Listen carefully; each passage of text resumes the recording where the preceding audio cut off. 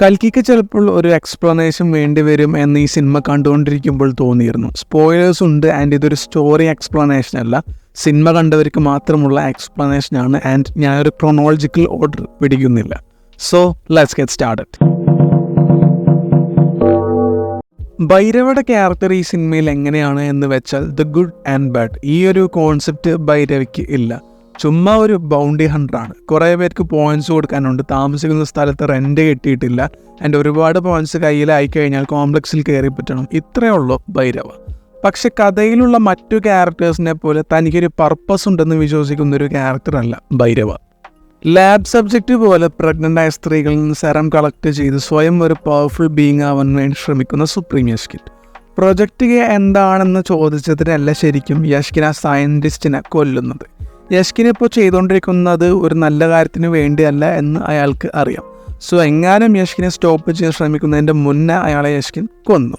ഈ പ്രൊജക്റ്റ് എന്നുകൊണ്ട് ഉദ്ദേശിക്കുന്നത് പ്രൊജക്റ്റ് കലി ഓർ കലിയുഗ് എന്നാവും. സ്വയം ഒരു ദൈവമായി വിശ്വസിക്കുന്ന ഒരു ക്യാരക്ടറാണ് യഷ്കിൻ, അതായത് കലിയുഗത്തിലെ കലി. മേ ബി കലിയാവാം, ഓർ ഈ യൂണിവേഴ്സിൽ കലി ഇല്ലെങ്കിൽ സ്വയം കലിയായി ഇൻ്റർപ്രറ്റ് ചെയ്യുന്നൊരു ക്യാരക്ടർ ആവാം യഷ്കിൻ. ഗോഡ് ആവണം, പക്ഷേ ഈവിൾസ് ഗോഡ് ആവില്ലല്ലോ. സോ ഇങ്ങനൊരു പവർഫുൾ എൻറ്റിറ്റി ആവാൻ യഷ്കിന് ഒരുപാട് സെറത്തിൻ്റെ ആവശ്യമുണ്ട്. അതുകൊണ്ടാണ് പരീക്ഷണത്തിനായിട്ട് ഇത്രയും സ്ത്രീകൾ ലാബ് സബ്ജക്റ്റ് ആയിട്ട് യഷ്കിൻ്റെ പക്കൽ ഉള്ളത്. ലാബ് സബ്ജക്റ്റ് പോലെ കൊണ്ട് നടന്ന് അങ്ങനെ എക്സ്പെരിമെൻ്റ് വഴി കൽക്കിയുടെ അമ്മ അവൻ സുമതിക്ക് പറ്റില്ല എന്നാണ് എൻ്റെ ഒരു നിഗമനം. കാരണം ആ ലാബിൽ ടെസ്റ്റ് ചെയ്ത ആരും 100 ഡേയ്സ് പോലും തികച്ചിട്ടില്ല. മീൻവൈൽ സുമതി 150 കിടന്ന് ആ ലാബിൽ നിന്ന് ടെസ്റ്റ് ചെയ്താണെങ്കിൽ ഒരു പവർഫുൾ ബീങ് സുമതിയുടെ ഉദരത്തിൽ വളരില്ല. എനിക്ക് 2 പോസിബിലിറ്റീസ് തോന്നുന്നുള്ളൂ. ഒന്നെങ്കിൽ ആ കോംപ്ലക്സിൻ്റെ ഉള്ളിൽ സുമതിയുടെ ലവ് ഇൻട്രസ്റ്റ് ഉണ്ടാവും, ഐ മീൻ വിഷ്ണുവേശ. മേ ബി ഇംപ്രഗ്നേറ്റ് ചെയ്യുന്നതായിരിക്കാം, അല്ലെങ്കിൽ ഇവർ മെമ്മറി നഷ്ടപ്പെട്ട ഒരു ക്യാരക്ടർ ആവാം. ഖൈറയോട് ഈ കല്യാണം എന്താ, ലവ് എന്താ എന്നൊക്കെ ചോദിക്കുന്നുണ്ടല്ലോ. സോ അതൊക്കെ ഇതുകൊണ്ടാവാം. ഈ വിഷ്ണുവേശ എന്ന് പറയുന്നത് ഹിന്ദു മിത്ത് പ്രകാരം ശംബാലയുടെ ഹെഡ്മാൻ ആണ്. സോ കോംപ്ലക്സിൽ ശംബാലയിൽ ഒരു സ്പൈ ഉള്ള പോലെ വിഷ്ണുവേശ അവിടെ ഉണ്ടെങ്കിലും ഒരു പോസിബിലിറ്റിയാണ്. ഭൈരവയുടെ ഫ്ലാഷ് ബാക്കിൽ DQ അവതരിപ്പിക്കുന്ന റൈഡർ മെക്കാനിക്കാണ് ഭൈരവയെ അഡോപ്റ്റ് ചെയ്യുന്നത് എന്നൊരു സീനിൽ കാണിക്കുന്നുണ്ട്. ആക്ച്വലി ഇത് കർണയ്ക്കുള്ളൊരു റെഫറൻസ് ആണ്. കർണനെ ഇതുപോലൊരു ചാരിയോട്ട് ഡ്രൈവറാണ് അഡോപ്റ്റ് ചെയ്യുന്നത്. മേ ബി കർണൻ്റെ റീഇൻകാർണേഷൻ എന്നതിൻ്റെ ഒരു ഫോർഷാഡോയിങ് ആവും ഇത്.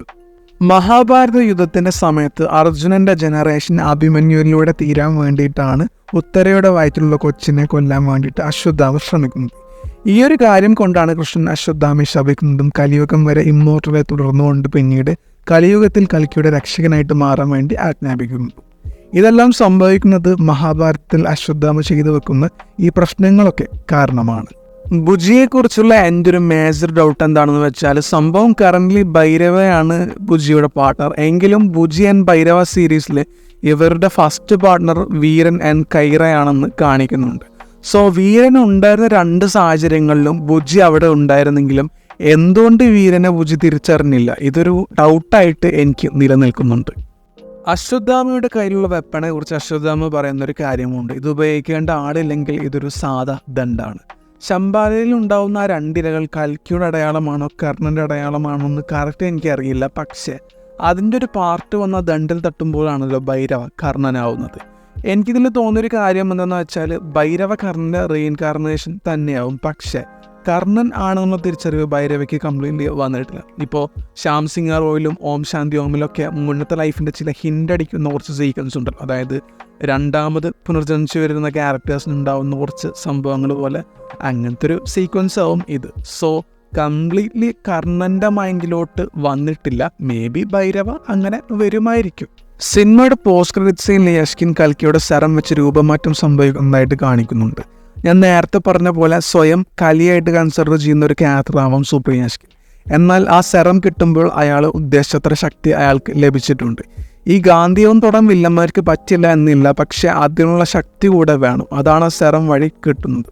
ഈ ഒരു ക്യാരക്ടറിൻ്റെ മോട്ടീവായിട്ട് ഞാൻ ഉദ്ദേശിക്കുന്നതെന്ന് വെച്ച് കഴിഞ്ഞാൽ, ഇയാൾ കൽക്കി വരും എന്ന് വിശ്വസിക്കുന്നില്ല. സപ്പോസ് ഇനി കൽക്കി വരികയാണെന്ന് ഇയാൾക്ക് ഉറപ്പാവുകയാണെങ്കിൽ ഈ സുമതി എന്ന് പറയുന്ന ക്യാരക്ടറിനെ ഇയാൾക്ക് കൊല്ലണം. അതായിരിക്കും ഈ ഒരു ക്യാരക്ടറിൻ്റെ മോട്ടീവ്.